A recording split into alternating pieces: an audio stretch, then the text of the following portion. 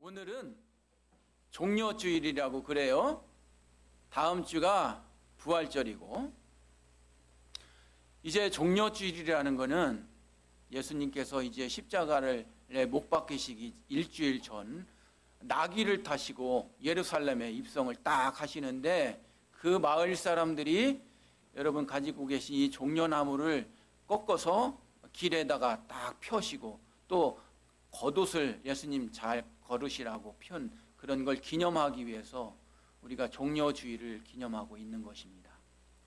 내년에는 플라스틱이 아니라 진짜 종려나무 가지를 드렸으면 좋겠습니다. 예. 이 종려주일에 대한 예수님 그 예루살렘 입성은 마태복음, 마가복음, 누가복음, 요한복음에 다 나와요. 그러니까 중요하고 모든 목격자들이 많았다는 걸 우리가 볼 수 있습니다. 이 종려나무는 의미가 있거든요. 꽃말이 있듯이. 이 종려나무 의미는 의, 아름다움, 승리라는 걸 상징한다고 그럽니다. 여러분, 종려나무가 어떻게 생겼는지 궁금하시죠? 예, 사진을 저희가 준비했습니다. 한번 보시겠습니다. 보이시나요? 예. 근데 저 열매가 주렁주렁 달려있죠? 저게 그물에 넣은 게 아니에요. 저게 다 가지에서 열린, 주렁주렁 열린 종려나무입니다. 우리나라 대추, 큰 왕대추하고 비슷하게 생겼습니다. 이걸 말려가지고 이스라엘 사람들이나 그 팔레스타인 사람들은 먹는 거죠. 그런데 여러분 오해하시는 나무가 뭐냐면, 예, 저겁니다. 여러분들 동남아시아 여행 많이 가보셨죠? 동남아시아 쪽에는 저런 나무가 있는데 야자나무입니다. 나무 잎은 비슷하게 생겼어요. 사촌이기 때문에 그래요. 그러나 열매는 예수님이 사시던 곳에는 저 열매가 아니라 아까 보셨던 작은 대추들이 주렁주렁 열리는 그런 것이 종려나무입니다. 전체적으로 종려나무가 어떻게 생겼나 한번 보실까요? 예, 저렇게 생겼습니다. 동남아에 있는 나무하고 똑같죠. 왜냐하면 촌수가 사촌이기 때문입니다. 그리고 주렁주렁 달렸던 열매가 어떻게 생겼나 한번 보실까요? 예, 저렇게 따서 말려서 먹으면 엄청 달아요. 사랑하는 담임 목사가 여러분들 예배 끝나고 점심 드시죠? 저걸 우리 교회에서 샀어요. 예, 사서 시사 끝나고 꼭 2알, 3알씩 받아가서 후식으로 드시기 바랍니다. 예, 할렐루야. 예, 종려주일날 많은 사람들이 이제 행진을 하게 되거든요. 행진하는 모습도 한번 보시겠습니다. 예. 그래서 사실은 저렇게 커요. 이렇게 모형으로 되어 있지 않고. 여러분, 우리 사순절 시작할 때 수요일날 애쉬 웬즈데이 했죠. 제로 여러분 십자가 걷잖아요. 바로 이 종려나무를 이 행사가 끝나면 내년 1년 동안 집에서 갖고 있는 거예요. 그래서 저 나무를 애쉬 웬즈데이 때 각 가정에서 태워가지고 물에 개가지고 그 나무를 십자가로 원래 긋는 거예요. 여러분은 오늘 가져가셔도 좋아요. 오늘 드린 거 절대 태우지는 마세요. 예, 이건 모형품이라 그래요. 예. 그래서 저 나무가 나중에 애쉬 웬즈데이 때 쓰여지는 나무가 되는 겁니다. 1년 보관하는 거죠. 여러분, 영국의 유명한 축구팀 중에 맨시티라고 있거든요. 이 맨시티의 구단주가 아랍 사람이에요. 여러분 잘 아시는 만수르예요. 만수르. 이 만수르가 아까 여러분 보신 대추야자를 엄청 좋아한다고 그래요. 매일 달아놓고 드신다고 그럽니다. 여러분들이 두바이라든지 이슬람 국가 해외여행을 가신다면 많은 가이드들이 꼭 권하는 것이 바로 이 대추야자 열매입니다. 선물로 가져가시라.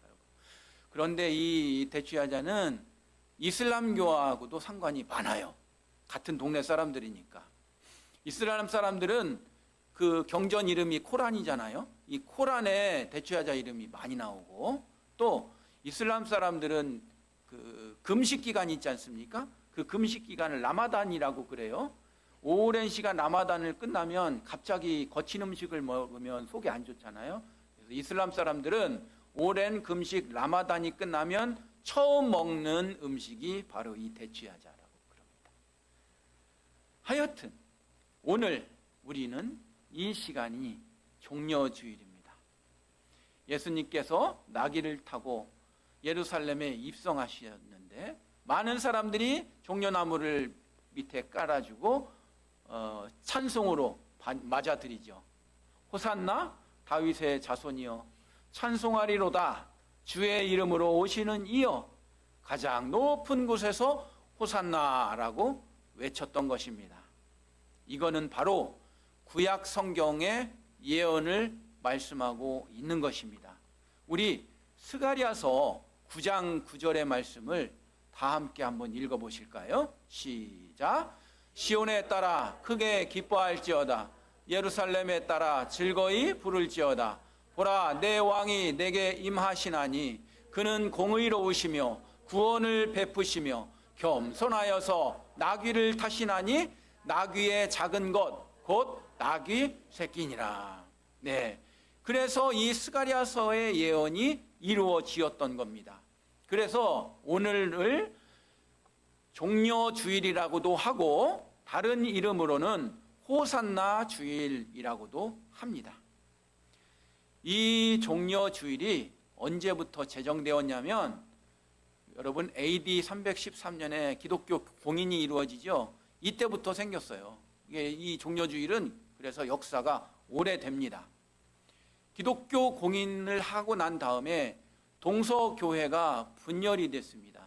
그래서 서로마 교회는 이태리 로마가 본청이 되고 동로마 교회는 콘스탄티노플 거기에 수도가 되죠. 그러므로 각각 다르게 이제 분리가 되는데 동로마 교회는 이 종려주일을 즐겁고 축하하는 의미로 지나게 되고 서로마 교회는 애도의 성격을 띠게 되어서 발전을 하게 됩니다. 그리고 중세시대 때 와서는 종려주일에 우리처럼 다 같이 종려나무를 가지고 예배를 드리고 나서 다 성도님들이 밖에 나가가지고 가까운 교회로 행진하는 겁니다. 이렇게 행진하는 걸로 이렇게 마무리가 되고 있고 아까 말씀드린 대로 이 예배가 끝나면 종려가지는 1년 동안 보관했다가 태워서 재로 만들어서 애시웬지 데이 때 십자가로 구워지게 되는 것입니다. 사랑하는 여러분, 저는 오늘 이 아침에 특별히 설교자라는 입장에서 보다는 특파원, 취재 기자로서 아니면 셜록 홈즈와 같은 탐정으로서 오늘부터 부활절 매일매일의 예수님의 행적에 대해서 집중 취재를 해보려 합니다. 저는 오늘 이 시간 설교를 통해서 추적 60분을 해보려 합니다. 자, 오늘이 무슨 요일이에요? 주일. 그래서 외국 사람들은 오늘 일요일을 종려주일이라고 하고 영어로 팜 선데이라고 합니다. 팜이 이 종려나무를 지칭하는 거죠.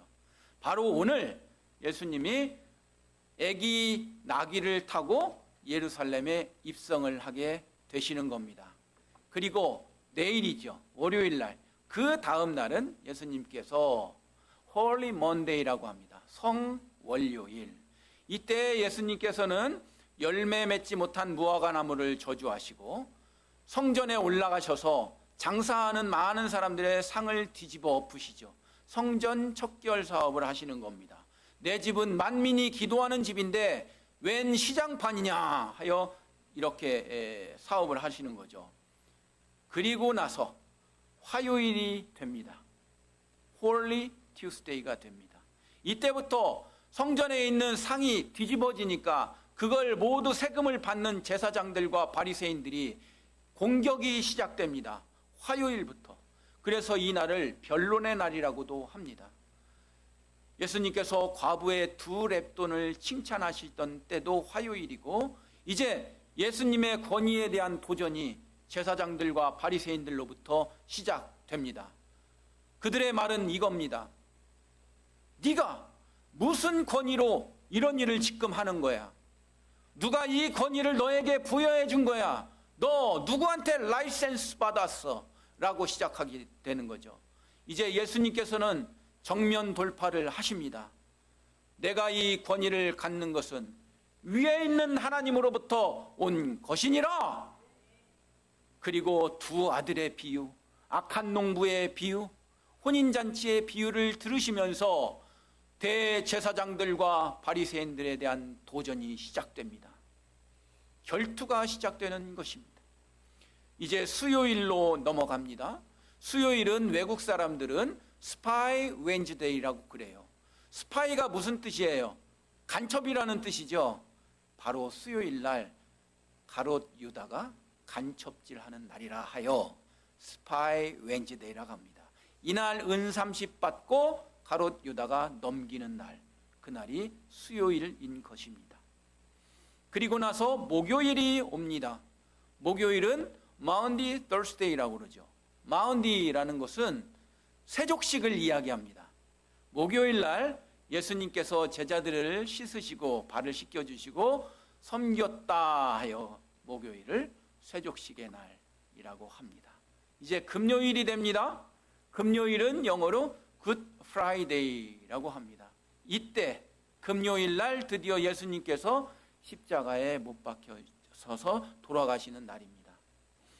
저는 특파원으로서 셜록 홈즈로서 그 당시 저는 목격을 했습니다.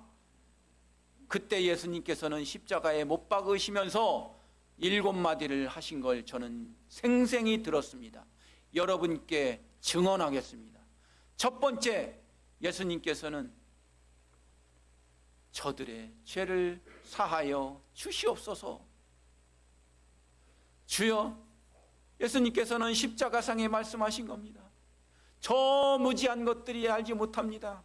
저들의 죄를 사하여 주시옵소서. 두 번째 말씀하십니다. 옆에 있는 강도에게 오늘 네가 나와 함께 낙원에 있으리라.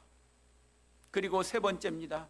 예수님도 육신을 입으셨기 때문에 육신의 어머니 마리아가 그 밑에서 요한과 같이 우는 것을 보고 계십니다. 어머니, 아들입니다. 네 번째 말씀하십니다. 엘리 엘리 라마 사박다니, 하나님 하나님 어찌하여 나를 버리시나이까. 통일교라고 하는 이단은 이 글귀를 통하여 봐라, 저렇게 절규하는 예수가 과연 십자가상에 성공했다고 볼 수 있느냐? 실패한 것이다. 그러므로 내가 하나님이라고 하는 것입니다. 아니요. 저 뜻은 무엇입니까? 육신으로 입고 오신 예수 그리스도께서 육신으로도 얼마나 힘들으시고 고통스러우셨는지 인간적인 절규를 하고 계신 것이지 실패했다는 표현이 절대 아닙니다. 또한 물과 피를 창으로 찔리셔서 다 흘리셨죠. 또 십자가 고난의 길을 가실 때 얼마나 많은 핍박으로 피를 흘리셨습니까? 수분이 말랐습니다. 그래서 다섯 번째 예수님은 말씀하시는 거죠. 내가 목마르다. 그런 다음 예수님께서는 여섯 번째로 말씀하십니다. 내가 다 이루었다. 헬라어 원어에는 내가 다 이루었다는 의미보다는 모든 일이 다 이루어졌다라고 나옵니다. 예수 그리스도의 사명의 일이 다 이루어졌다라고 말씀하십니다. 마지막으로 우리 주님께서는 아버지여 내 영혼을 아버지 손에 부탁하나이다 라는 말씀으로 숨을 거두시는 것입니다. 사랑하는 여러분, 금요일을 굿 프라이데이라고 하니까 우리 한국 사람들은 조금 오해를 하십니다. 아니, 예수님께서 십자가에 못 박혀 돌아가셨는데 좋은 금요일? 이거 잔인한 거 아니야? 이렇게 하시는데 굿이라는 영어 표현은 좋다라고 하는 표현 말고 다른 표현이 많이 있습니다. 하나는 굿이라는 것이 선한이라는 뜻입니다. 따라서 굿 프라이데이라는 것은 좋은 금요일이라는 개념보다는 선하신 금요일이라는 뜻이에요. 그래서 굿 프라이데이입니다. 또한 이 굿이라고 하는 어원은 게르만족에서부터 나왔는데 굿은 가디스라는 어원에서 파생된 겁니다. 가디스라는 것은 하나님의 라는 뜻이에요. 따라서 굿 프라이데이라는 건 하나님의 날이라는 뜻입니다. 금요일은 십자가에 못 박히신 날은 바로 하나님께서 주관하시는 날입니다. 사랑하는 여러분, 이제 토요일에는 암흑의 토요일이라 하여 블랙 세러데이라고 부릅니다. 드디어 예수님께서 사흘 만에 부활하셨습니다. 그것이 바로 부활주일이 되는 것입니다. 이스트 선데이라고 하는 것입니다. 예수님은 대제사장과 서기관들에게 매수된 가룟 유다의 밀고로 겟세마나의 동산에서 기도하시다가 체포가 되신 것 아닙니까? 체포되신 예수님은 밤새도록 길고 복잡하고 고통스럽고 구타를 당하는 재판으로 계속되어지는 겁니다. 여러분, 예수님은 십자가에 못 박히시기 전까지 6차례 재판을 받으시거든요. 제가 취재를 다 했습니다. 제가 목격을 다 했어요. 예수님의 6차례 재판 과정을 제가 여러분들에게 또 증언을 해드리겠습니다. 잘 들으십시오. 첫 번째 재판은 안나스라고 하는 대제사장에게 끌려갑니다. 이 안나스는 전직 대제사장이에요. 은퇴했어요. 그런데 현직 제사장이 가야바예요. 가야바는 사위예요. 장인과 사위가 다 해먹는 거예요. 안나스는 1심에서 예수님을 폭동죄, 선동죄, 난동 교사죄로 덮어씌우기 시작합니다. 이때가 대략 새벽 1시에서 2시입니다. 두 번째로 사위에게 이제 보냅니다. 자기도 가고 가야바한테도 보내요. 그래서 2심 때는 죄를 더 덮어씌웁니다. 거짓 증거 조작을 하게 되는데 바로 3가지 죄명을 붙여버려요. 첫 번째 죄명이 뭐냐면 성전 모독죄를 붙여버립니다. 마가복음 14장 58절에 보면 우리가 그의 말을 들으니 손으로 지은 이 성전을 내가 헐고 손으로 짓지 아니한 다른 성전을 사흘에 지으리라 하더라 하되, 사흘에 짓는다고? 성전을 모독하고 있군. 이렇게 하여 성전 모독죄를 씌우게 됩니다. 두 번째 죄명이 뭔지 아세요? 조세 포탈죄예요. 조세 거부죄입니다. 누가복음 23장 2절에 보니까 고소하여 가로되 우리가 이 사람을 보매 우리 백성을 미혹하고 가이사에게 세금 바치는 것을 금하며 자칭 왕 그리스도라 하더이다.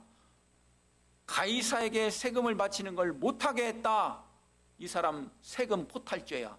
그래서 두 번째 세금 조세 거부죄를 붙여버리는 겁니다. 세 번째 죄명은 무엇입니까? 마태복음 26장 63절에 이렇게 나옵니다. 여러분 한번 읽어보실까요? 시작. 예수께서 침묵하시거늘 대제사장이 이르되 내가 너로 살아계신 하나님께 맹세하게 하노니 네가 하나님의 아들 그리스도인지 우리에게 말하라. 네가 젊은 총각 33살 먹은 젊은 총각이 네가 뭔데 메시아라고 하고 다니는 거야. 메시아 사칭죄를 뒤집어 씌우는 것입니다. 이렇게 하여 결국 예수님은 3심에 가서 사형 언도를 받습니다. 어디에서요? 사내들인 공의회에서요. 이 사내들인 공의회에서 사형 언도를 받은 시각이 새벽 3시에서 4시 사이입니다. 결국 사내들인 공회는 사형을 언도했지만 사형을 집행할 수 없습니다. 왜냐하면 로마의 지배를 받고 있었기 때문에 사형 집행권은 로마에게만 있었기 때문입니다. 그리하여 그들은 머리를 굴려서 총독 빌라도에게 죄인을 보내는 겁니다. 이것이 사심입니다. 그렇지만 빌라도는 예수님이 네가 진짜 유대인의 왕이냐? 그랬더니 예수님은 네 말이 옳도다 라고 요한복음 18장 37절에 말씀하는 걸 볼 수가 있습니다. 그러나 이 빌라도는 자기가 또 책임지기를 면하기 위하여 그때 분봉왕 헤롯이 유월절을 지키려고 예루살렘에 와 있는 것을 듣고 헤롯에게 책임을 전가하기 위하여 예수님을 헤롯에게 다시 돌려보내서 네가 처리해 라고 하는 겁니다. 이것이 5번째 재판 5심입니다. 그런데 헤롯은 유대인의 왕이잖아요. 빌라도는 로마 총독이잖아요. 민족이 다르잖아요. 평소에는 서로 으르렁거리고 사이가 안 좋았습니다. 그러나 예수님의 재판을 기점으로 서로 친해지게 됩니다. 야, 좋은 게 좋은 거니까 우리 때는 힘을 합쳐서 그냥 사형원도 내리고 우리 친하게 지내자.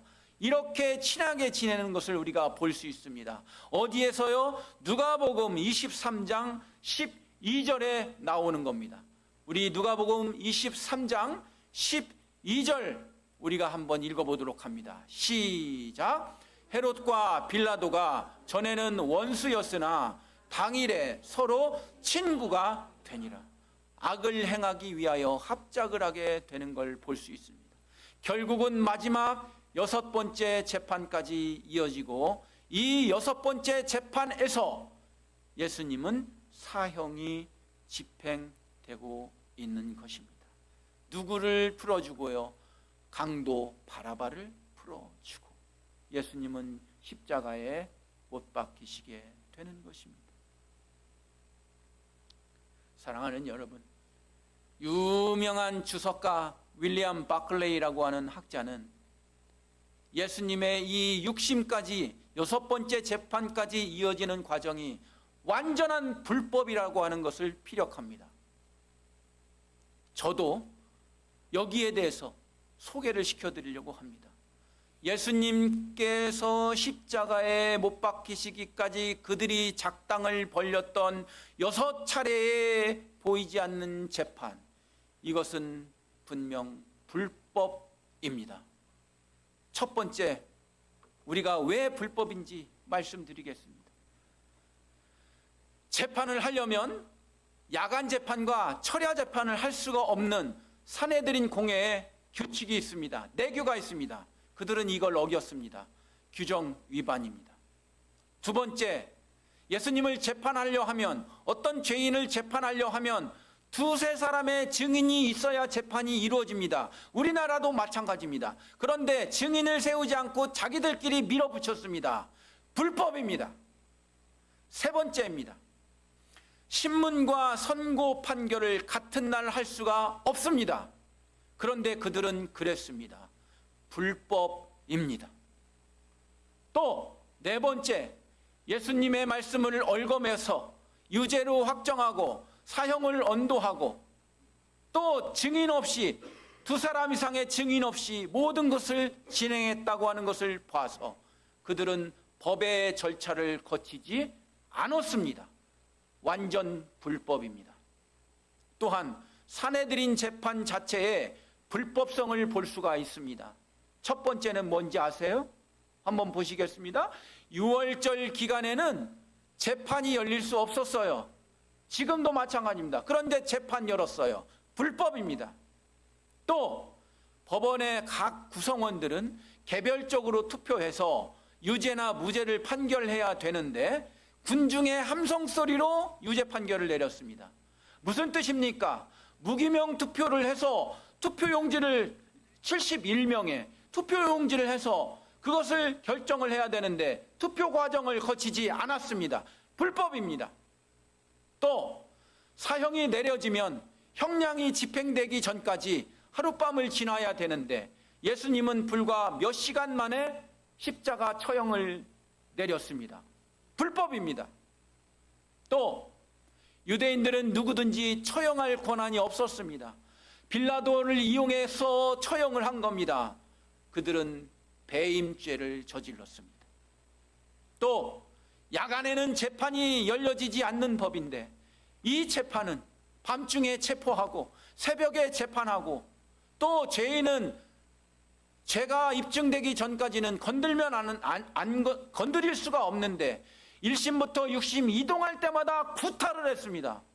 그래서 피를 그때부터 흘리신 것입니다. 가심 연류관을 쓸 때부터 피를 흘리신 게 아니에요. 1심 때부터 돌아다니실 때마다 구타를 받은 겁니다. 죄인 취급으로. 불법입니다. 여섯 번째, 피고에게는 변호인이나 대변인이 배정되어야 되지만 예수님께서는 아무도 없었습니다. 그러면 재판이 이루어지지 않습니다. 규정 위반이요, 불법입니다. 또 여러분, 요즘 최근 우리 한국 사회에서 탄핵에 대해서 헌재 재판이 있었죠.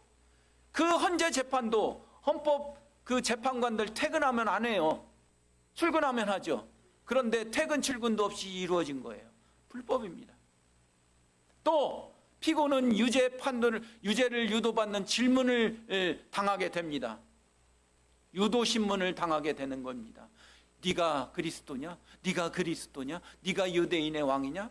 그런 질문은 유도신문입니다. 그건 할 수가 없습니다. 그런데도 그들은 했습니다. 그것도 불법인 것입니다.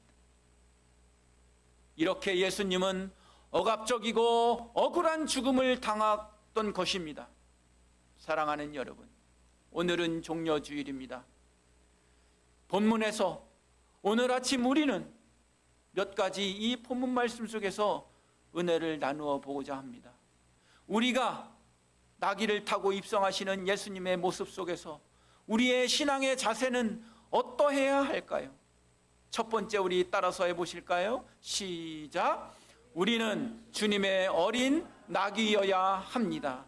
네, 이제는 우리가 어린 나귀여야 한다는 것입니다. 우리가 순수한 나귀, 첫 믿음, 첫 사랑을 잃지 않아야 할 줄 믿으시기를 바랍니다. 마태 본문에서는 어미 나귀와 어린 나귀가 같이 나오잖아요. 그런데 둘을 일단 다 끌고 오라는 거죠. 다 끌고 왔는데 어미 나귀를 타지 않으셨습니다. 어린 나귀를 타셨습니다. 세상의 많은 통치자들은 전쟁을 끝나고 승리하고 들어오면 대부분 기름진 흑마를 탄다든지 아니면 기름진 백마를 타고 들어오죠. 그런데 예수님은 아직 타보지도 않은 어린 나귀를 타고 왔다고 하는 것은 무슨 비유입니까? 바로 평화와 겸손을 상징하는 동물이라고 하는 것입니다. 우리가 그 나귀가 되어야 될 줄 믿으시기를 바랍니다. 여기에 기록된 바에 의하면 아직 아무도 타보지 않은 나귀라고 그랬거든요. 그러므로 사랑하는 여러분이나 저가 예수님을 섬길 때 순수한 마음, 청결한 마음으로 예수님을 등에 태우는 그런 나귀가 되시기를 주님의 이름으로 부탁을 드립니다. 두 번째입니다. 두 번째는 우리가 어떠해야 되겠습니까? 다 함께 합니다. 시작. 주님의 길을 준비하는 자들이어야 합니다. 네, 이제는 우리가 나귀가 되어야 한다면 다시 한번 호산나 외치며 주님의 길을 준비한 우리들이 되어야 할 줄 믿으시기를 바랍니다. 이제는 우리가 호산나 외치면서 주님의 길을 예비하는 주님의 제자가 되어야 한다는 것입니다. 그들은 감람잎과 겉옷으로 주님의 길 앞에 깔았습니다. 이제 우리는 우리가 가지고 있는 것들로, 그것이 재산이든 지식이든 영향력이든 정보력이든 우리의 신체이든 우리가 이제는 주님의 길에 깔아드려야 될 줄 믿으시기를 바랍니다. 마태복음 21장 8절 말씀을 함께 읽어봅니다. 시작. 무리의 대다수는 그들의 겉옷을 길에 펴고 다른 이들은 나뭇가지를 베어 길에 펴고 매우 큰 무리들이 예수님의 길을 닦아 주었다라고 하는 것입니다. 저는 이 성구를 읽고 우리나라의 유명한 시구가 생각이 났습니다. 바로 김수월 시인의 진달래꽃이죠. 제가 진달래꽃을 한번 읽어볼게요. 나보기가 역겨워 가실 때에는 말없이 고이 보내드리오리다.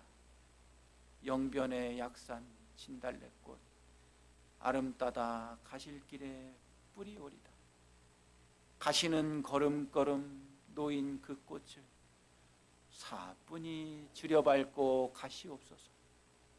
나보기가 역겨워 가실 때에는 죽어도 아니 눈물 흘리오리다.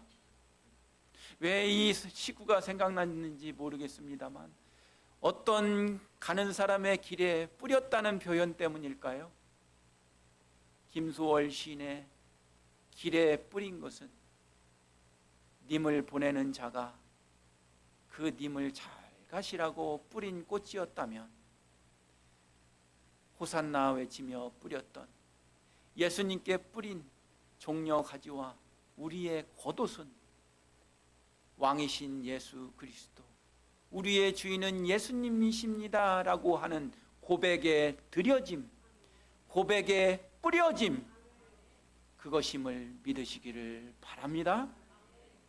세 번째, 오늘 아침 우리가 상고해야 될 게 무엇입니까? 시작.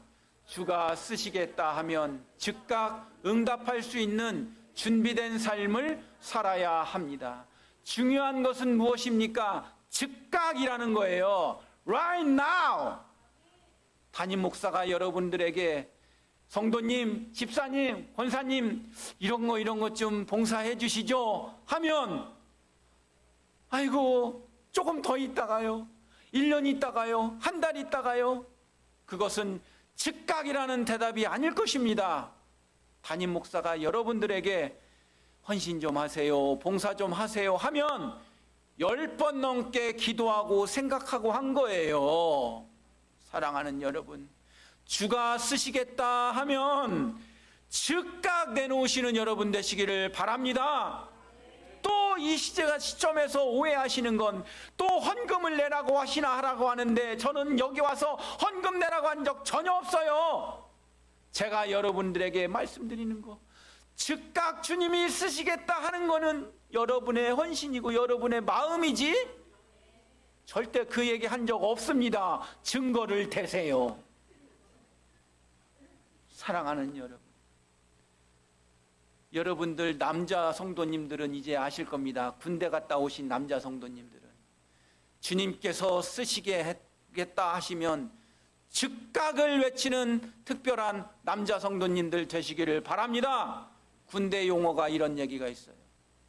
예비 동작 취하지 마십시오. 9번 올빼미, 예비 동작 취하지 마십시오. 군대 갔다 오신 분이 웃는 것이죠. 주가 쓰시겠다 하면 예비 동작 취하지 마세요. 그것이 바로 우리가 주님 앞에 드려야 할 우리의 고백일 줄 믿습니다. 마지막 네 번째입니다. 우리는 무엇을 배울 수 있을까요? 시작. 군중의 이중성 속에서 과연 우리는 양다리의 인생에서 벗어나야 할 것입니다. 두 종류의 민중이 있었다고 하는 것입니다. 호산나 다윗의 자손이여 외치던 그 속에서도 예수님을 따랐던 사람들이 있는 반면 예수님을 배신했던 사람이 있었다고 하는 것입니다. 이것이 바로 민중의 이중성입니다. 잘 생각해 보세요, 여러분. 예수님께서는 민중의 죄악을 위하여, 민중의 죄사함을 위하여 희생제물로 십자가에 못 박히신 거 맞죠? 그런데 예수님을 십자가에 못 박은 것도 민중이야. 이게 바로 민중의 이중성이에요. 믿는 자의 이중성이 이건. 호산나 다윗의 자손이여라는 말 속에 양다리 걸치고 이중성이 있고 야누스적인 신앙생활에서 탈피하시기를 바랍니다.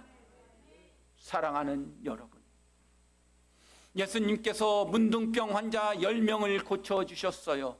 그런데 정작 감사합니다라고 하고 간슴에 사갖고 온 사람은 몇 명이었습니까? 한 명이었어요. 모두가 고침을 받았지만 9명은 이중성 속에 파묻힌 존재가 되었던 것입니다. 사랑하는 여러분, 호산나 다윗의 자손이여라고 외치는 민중 속에 이중성을 갖는 민중이 되지 않는 저와 여러분들 되시기를 바랍니다. 말씀을 정리합니다. 종려주일입니다. 이 종려주일을 기점으로 예수님께서는 고난을 겪으셨고 오늘부터 이제 금요일까지 핍박을 받으시고 금요일 날 십자가에 못 박히시고 3일 후에 부활하셔서 부활주일이 되시는 겁니다. 이 시점에서 우리는 우리가 바로 주님의 낙이어야 하는 걸 믿으시기를 바랍니다. 여러분들 육신 가지고 계시죠? 여러분들 육신도 건강하게 잘 관리하시기를 바랍니다. 왜 그런지 아세요?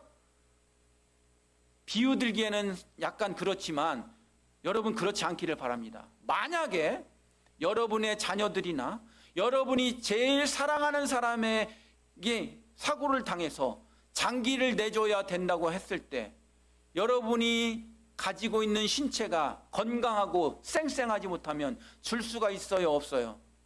그런데 왜 여러분의 육체에 좋지 않은 일을 하십니까? 잘 관리하십시오. 마찬가지입니다. 내가 주님의 어린 낙이어야 한다는 건 순수하게 청결하게 해야 한다는 뜻일진데 여러분의 영혼이, 여러분의 신앙생활이 깨끗하지 않고 겸손하지 않은데 어떻게 낙이로 바쳐질 수가 있단 말입니까? 여러분 주님의 어린 낙이로서 신앙관리 잘하시는 여러분 되시기를 바랍니다. 두 번째입니다. 우리가 바로 주님의 길을 준비하는 자여야 될 줄로 믿습니다. 언제 쓰실지 모릅니다. 요즘 정치가에서 이런 말이 있죠. 저는 준비된 사람입니다. 저는 준비된 사람입니다. 정치에서도 이런 얘기하고 있죠. 주님이 쓰시겠다 하면 내일 모레요. 한 달 후에가 아니라 주여 내가 여기 있나이다. 내가 준비되어 있습니다. 지금 right now 나를 써 주십시오.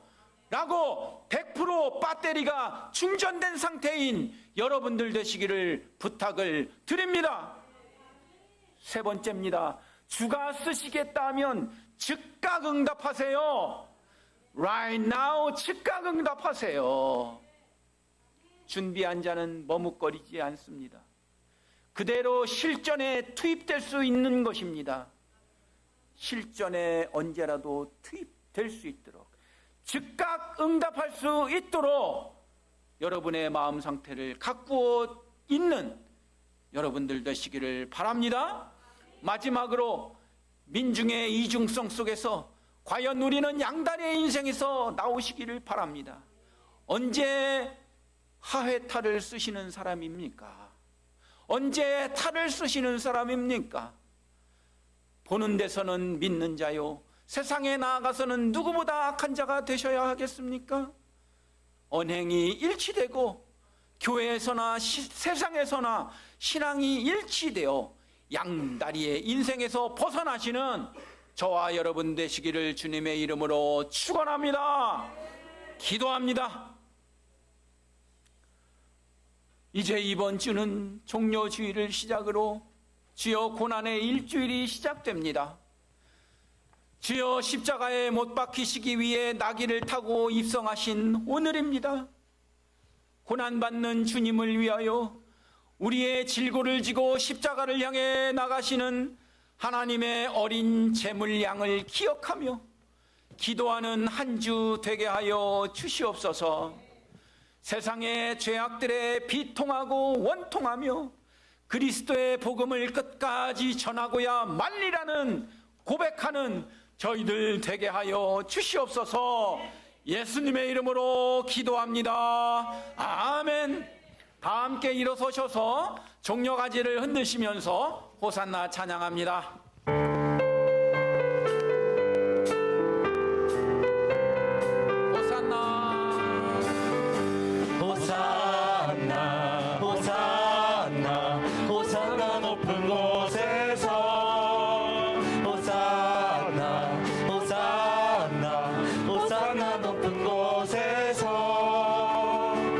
주의 이름 높여 다 찬양하라.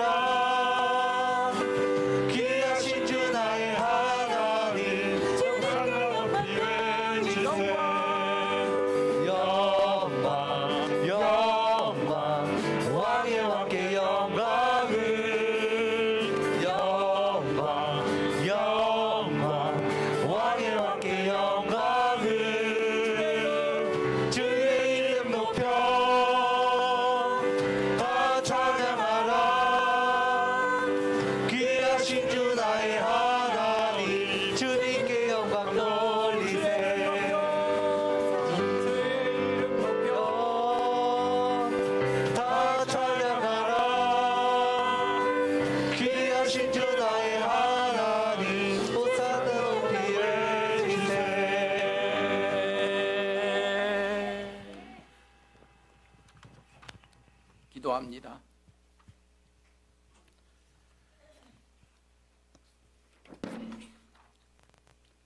이제는 우리 주 예수 그리스도의 은혜와 하나님 아버지의 무한하신 사랑하심과 성령님의 내재하시고 교통하시는 은혜가 종려주의를 당하여 주님의 순수하고 겸손한 어린 나귀가 되기를 원하는, 주님의 길을 준비하는 자들이 되기를 원하는, 주가 쓰시겠다 하면 즉각 응답할 수 있는 자 되기를 원하는, 인간의 이중성 속에서 일편단심 주바라기가 되기를 원하는 우리 교회 좋은 교회 성도님들의 머리 위에 지금부터 영원토록 함께 하시기를 간절히 축원하옵나이다.